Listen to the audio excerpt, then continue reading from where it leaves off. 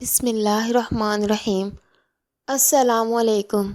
Welcome to my channel میری کہانی centre. تمام ویڈیو اپڈیٹ کے لیے میری کہانی سینٹر کو سبسکرائب کر کے بیل نوٹیفیکیشن کو آن کر لیں تاکہ ہماری تمام نئی آنے والی ویڈیو سب سے پہلے آپ تک پہنچ سکے۔ ہماری مسجد کا امام چور ہے۔ افریقہ کے ایک ملک میں ایک شخص حافظ قرآن عالم شریعت کسی مسجد میں امام جماعت مقرر ہوا۔ لوگ اس عالم کا بہت احترام کرتے تھے اور ہر شخص چاہتا تھا کہ اس عالم کو اپنے گھر دعوت پہ بلائے، خصوصاً رمضان المبارک میں۔ اسی سبب ایک مقدی نے رمضان المبارک میں ان کو افطار میں اپنے گھر بلایا۔ عالم جی نے دعوت قبول کی اور افطار کے وقت اس مقدی کے گھر پہنچے اور وہاں ان کا بہت شاندار استقبال کیا گیا۔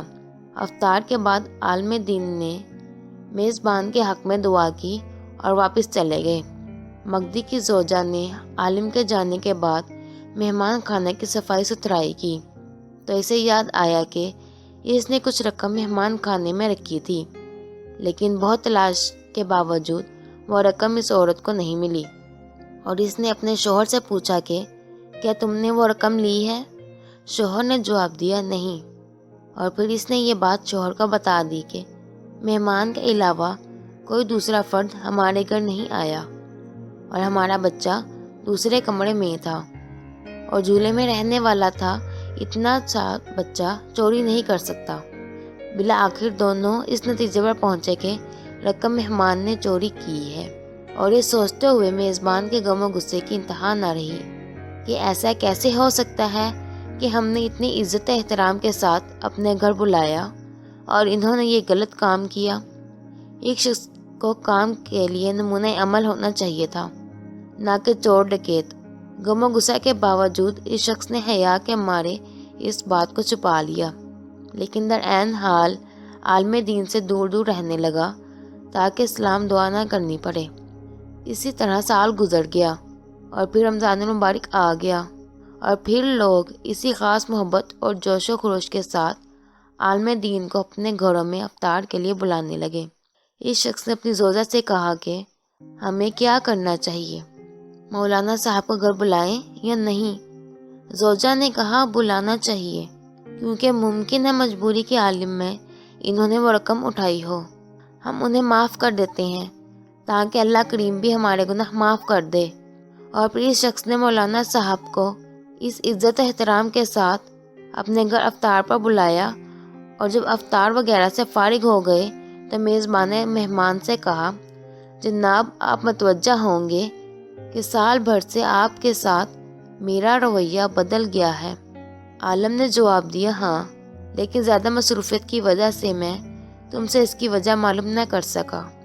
میزبان نے کہا کہ بلا میرا ایک سوال ہے اور مجھے امید ہے آپ اس کا واضح جواب دیں گے۔ پچھلے سال رمضان المبارک میں میری زوجہ نے مہمان خانے میں کچھ رقم رکھی تھی اور پھر وہ رقم اٹھانا بھول گئی، اور آپ کے جانے کے بعد ڈھونڈنے کے باوجود وہ رقم ہمیں نہیں ملی۔ کیا رقم آپ نے لی تھی؟ عالم دین نے کہا، ہاں میں نے لی تھی۔ میزبان حیران پریشان ہو گیا اور عالم جی نے اپنی بات جاری رکھتے ہوئے کہا، جب میں مہمان خانہ سے جانے لگا تو میں نے دیکھا کہ کاؤنٹر پر پیسے رکھے ہوئے ہیں۔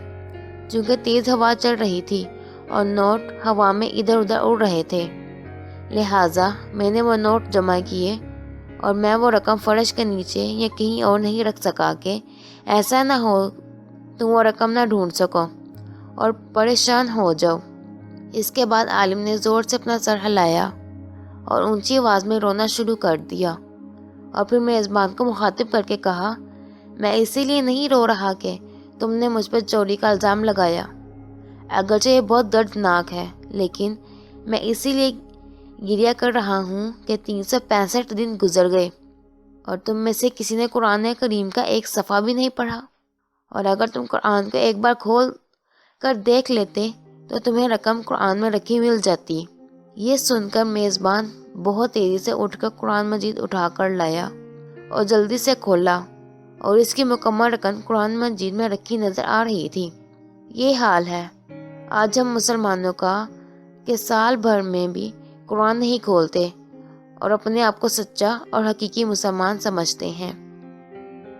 اگر آپ کو میری یہ کہانی اچھی لگی ہو تو ویڈیو کو لائک کریں اور اپنے دوستوں کے ساتھ شیئر کریں اور چینل کو سبسکرائب کر کے بیل نوٹیفیکیشن کو آن کر لیں۔ اللہ حافظ۔